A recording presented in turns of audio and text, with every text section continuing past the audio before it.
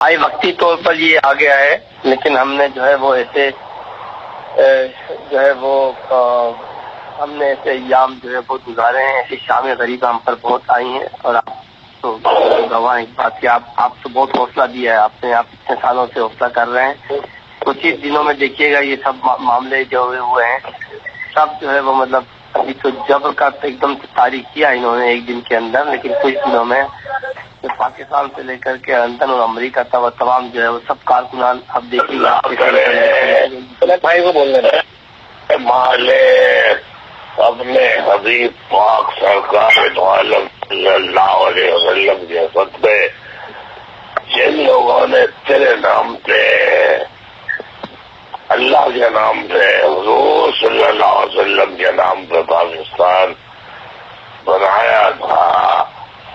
انہی کو یہ قتل کر رہے ہیں۔ اس پاکستان کو تو حضور ہی کے سب پہ تباہ برباد کر دے۔ آمین آمین ثم آمین بھائی، ثم آمین آمین ثم آمین۔ انشاءاللہ بھائی آپ کی دعائیں یقیناً رنگ لائیں گی، یہی ہوگا۔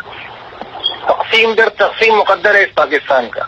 انشاءاللہ بھائی، یہ تو نظر آ رہا ہے بھائی، جو ہو رہا ہے وہ یہی نظر آ رہا ہے کہ یہ آگے تقسیم ہوگا، پھر اور تقسیم ہوگا۔ جو یہ ظلم اور زیادتیاں کریں گے، میں نے بنگالیوں کے ساتھ کی، اب یہ مہاجروں کے ساتھ کر رہے ہیں، یہ دیکھیے تقسیم ہوگی اور تقسیم ہوگی۔ اب پورا حیدرآباد زونل آفس وہ جو لاک ہوتا ہے، لاک جس کو گرم کر کے پگھلاتے ہیں، وہ ڈال کے لاک کیا ہے، سیل کیا ہے، سیل 0 کیا ہے۔ انہوں نے یہ پہلے بھی کیا تھا اور انشاءاللہ پھر کھولیں گے ہم office, unit office, sector office, ہمارے دلوں کو فیل نہیں کر سکتا بھائی۔ طبیعت کا خیال رکھیں، ہم ان آفسوں کو انشاءاللہ آپ کی موجودگی میں آپ انشاءاللہ اسرائیل سے بات کر سکتا ہے، ایران سے کر سکتا ہے، افغانستان سے کر سکتا ہے، بھارت سے کر سکتا ہے، بات کرو، ہماری مدد کریں،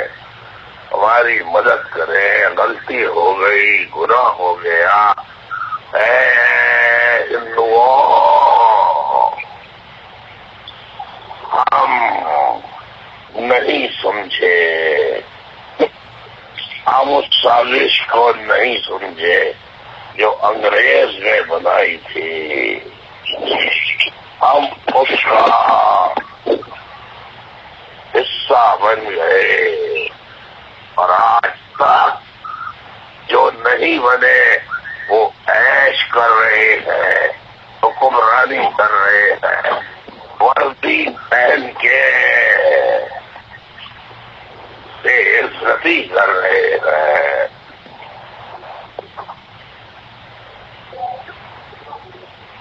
ہر کسی سے مدد مانگو، اللہ سے مانگو کہ ہر جگہ سے ہمارے لیے ذرائع پیدا کر دے۔ میں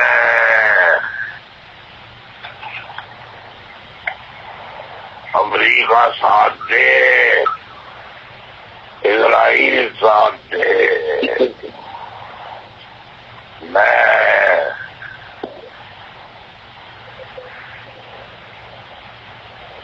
داعش، القاعدہ، طالبان اور اس کو پیدا کرنے والی ISI اور پاکستانی فوج کے خلاف بہت لڑنے کے لیے جاؤں گا۔